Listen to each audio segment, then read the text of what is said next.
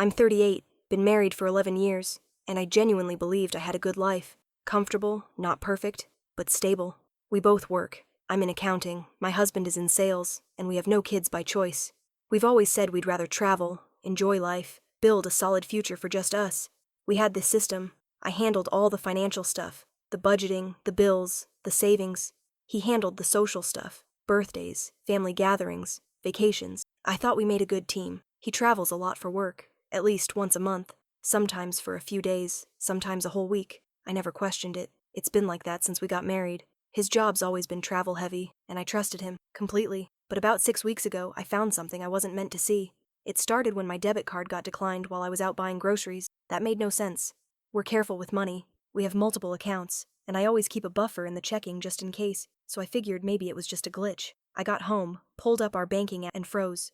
There were 3 unfamiliar charges from the week before, all from a luxury resort in Tulum, Mexico. Spa services, candlelit beach dinner, a couple's massage. But here's the kicker. I didn't go to Tulum. He did, and I didn't use that card. He did, or at least, someone did. They used my card to do. That was the first crack in the perfect lid. It wasn't the. I sat at the kitchen table staring at those charges, refreshing the app like the numbers would somehow, but they didn't. Same resort, same dates, same card. My first instinct was to tell myself it'd be a reasonable explanation. Maybe his company booked the hotel and somehow wrong card. Maybe he had to pick up the tab and would get mistakes happen. So I asked him. I waited until after dinner, made his favorite pasta, poured us both a glass of wine, and then casually mentioned the resort.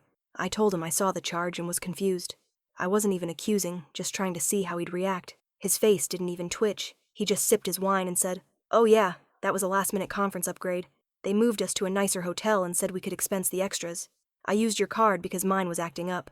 Just like that. Smooth, quick, no hesitation. And for a second I believed him. I wanted to believe. Why wouldn't I? He's never given me a reason not to. But something about it sat wrong. The way he brushed it off so easily, like he had rehearsed it. I didn't sleep that night. Instead, I pulled out my laptop and started digging. I logged into every account, flight apps, hotel rewards, our joint email, and that's when I realized something that chilled me to my core. He hadn't just gone to Tulum he'd also gone 3 months before, and the name on the hotel reservation wasn't his. It was a woman's, and I knew exactly who she was. Her name was Natalie. I hadn't heard it in years, but the second I saw it, it hit me like a punch to the stomach. Natalie was his old co-worker from his previous job. The same one he couldn't stand. She was always flirting with the married guys.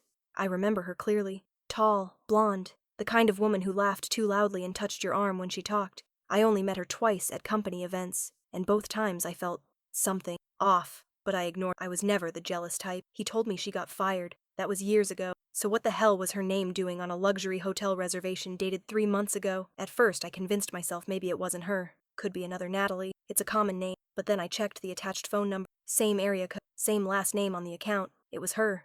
And even worse, that reservation wasn't for a business trip. It was for a romantic package. I looked up the listing. The room came with rose petals on the bed, complimentary champagne, and a sunset dinner for 2 on the beach. I didn't cry. I didn't scream. I just sat there in the dark, with the glow of my laptop burning into my eyes, feeling like the air had been knocked out of me. Every little moment from the past year came crashing back in a flood. His longer trips, his weird tan lines in the middle of winter, the second phone I once saw in his glove compartment that he said was just an old work phone. I should have known. But here's the worst part. I realized I had unknowingly helped fund this little affair. That trip? He booked it with points from our shared account, points I earned flying back and forth for my old job. I racked up those miles saving money for us, for a real honeymoon we never got to take. He used them to cheat on me. By morning, I had screenshotted everything: hotel reservations, point redemptions, flight confirmations with 2 passengers listed. I made a folder, titled it Reality, and saved it to both a flash drive and the cloud. Not because I knew what I was going to do yet, but because I finally knew what I couldn't do anymore. Pretend. He left early that morning for another sales summit, packed light, like always, and kissed me on the forehead like he was off to war.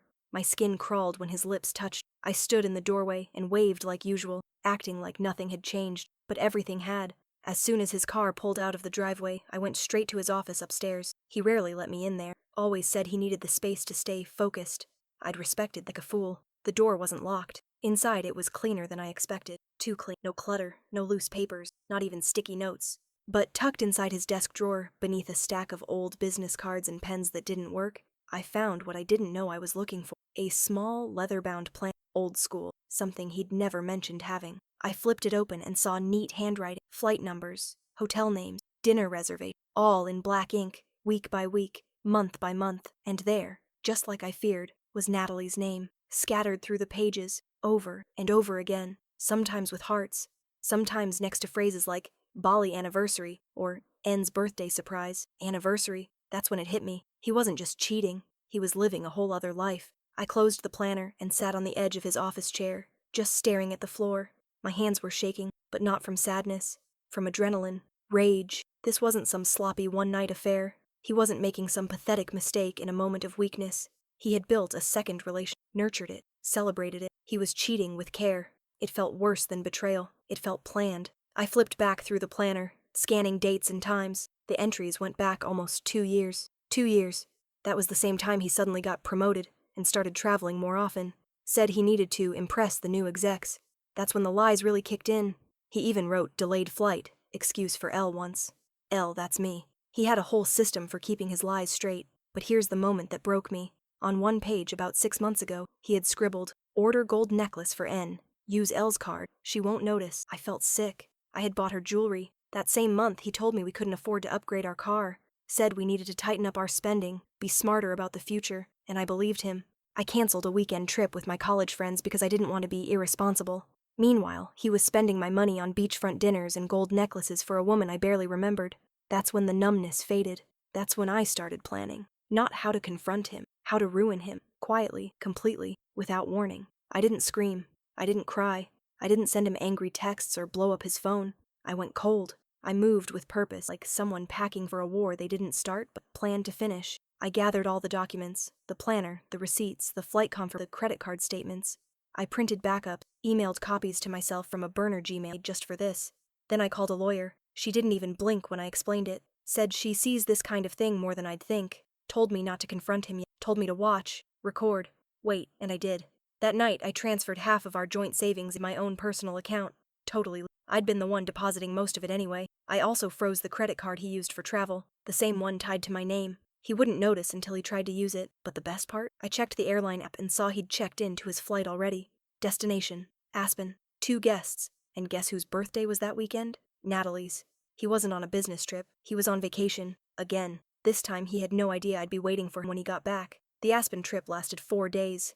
I tracked everything. His location, his credit card attempts, even a dinner reservation at a steakhouse with a $300 wine pair. Meanwhile, I stayed quiet. I pretended nothing was wrong. Sent him a good luck text on his presentation. He replied with a thumbs up and a miss you. I smiled. Not because I missed him, because I knew exactly what I was going to do when he got home. The day before, I packed his things. Not carelessly. Not in a rage. I folded every shirt, zipped up every suitcase. I wanted it to look sterile, final, like a hotel checkout he didn't expect. Then I called a locksmith. Changed every lock. Password protected everything. Moved all valuable items to my parents' house.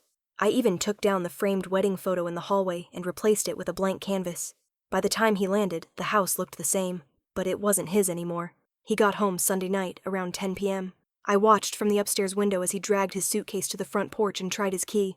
It didn't work. He tried again. Still nothing.